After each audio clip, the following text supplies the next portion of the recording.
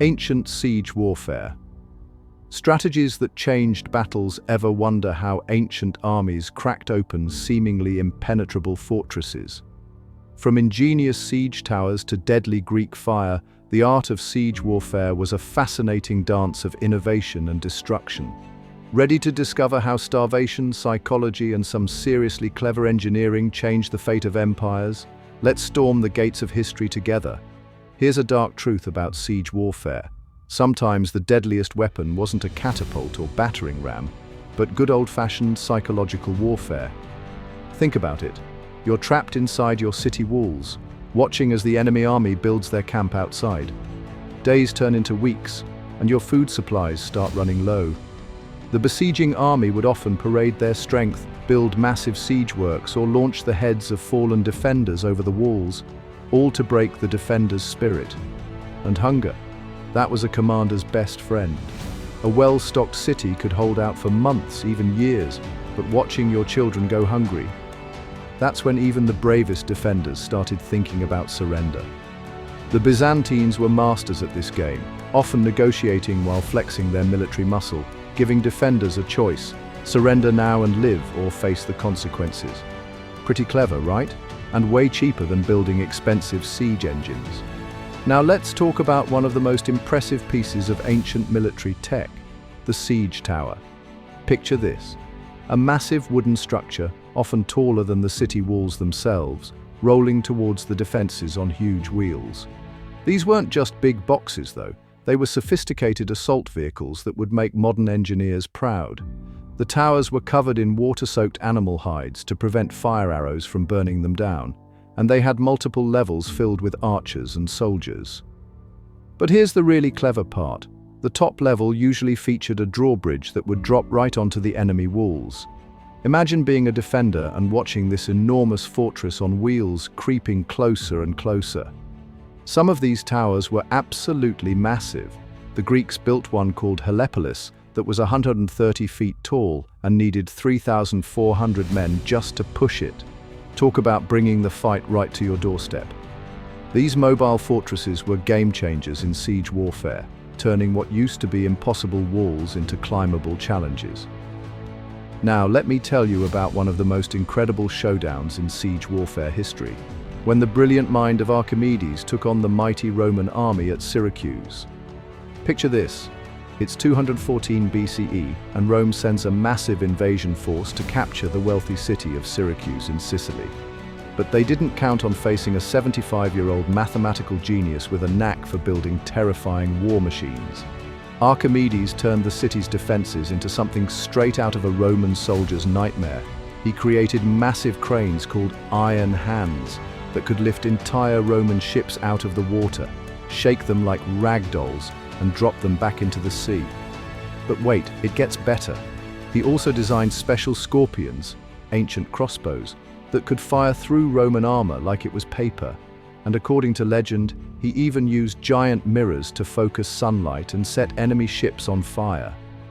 Though historians debate whether this death ray actually worked, one thing's for sure: Archimedes' inventions kept the Romans at bay for 2 whole years.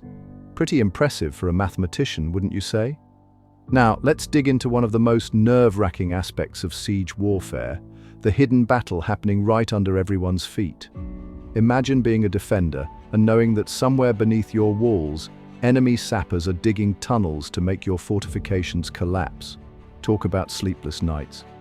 These tunnel specialists were the special forces of their day, using sophisticated techniques like listening for digging sounds with water-filled drums and counting the distance in footsteps to pinpoint enemy locations. But here's where it gets really interesting. Defenders would dig their own counter-tunnels, leading to pitch-black underground battles that would make modern horror movies look tame. Sometimes they'd flood enemy tunnels. Other times they'd pump in smoke or release swarms of angry bees. And if you think that's wild, wait until you hear this. At the siege of Dura Europos in 256 CE, archaeologists found evidence of what might be the world's earliest chemical warfare. The Persians apparently used burning sulfur and pitch to create toxic gases in the tunnels. These underground tactics were so effective that some sieges were won without a single above-ground battle. Let me tell you about one of history's most mysterious and terrifying weapons, Greek fire. Picture this. You're an enemy sailor attacking Constantinople, feeling pretty confident about your chances, when suddenly the Byzantine ships start spraying what looks like liquid fire across the water. And get this, it keeps burning even on the water. This wasn't your average flame. Greek fire was the medieval equivalent of napalm, and its formula was such a closely guarded secret that we still don't know exactly how it worked today.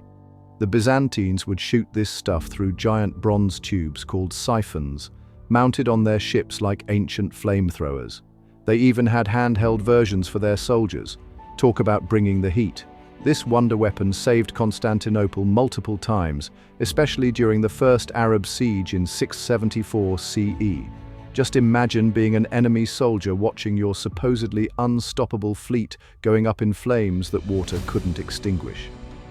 The psychological impact alone was enough to make most attackers think twice about taking on the Byzantines. Now, let's talk about the absolute king of siege weapons, the Trebuchet. Forget those basic catapults. The Trebuchet was like the medieval equivalent of a precision missile system. Picture this. A massive wooden arm with a heavy counterweight on one end and a sling on the other, capable of hurling 300-pound stones over castle walls with incredible accuracy.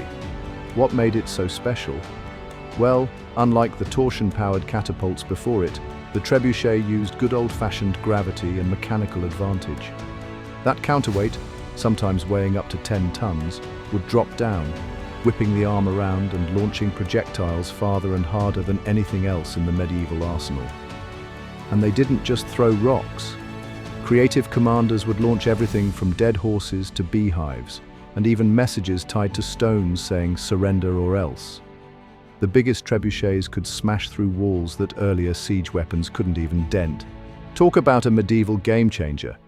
These machines were so effective that some of their engineering principles are still used in modern construction equipment today. Let me tell you about one of the most dramatic sieges in history, the story of Masada. Picture this.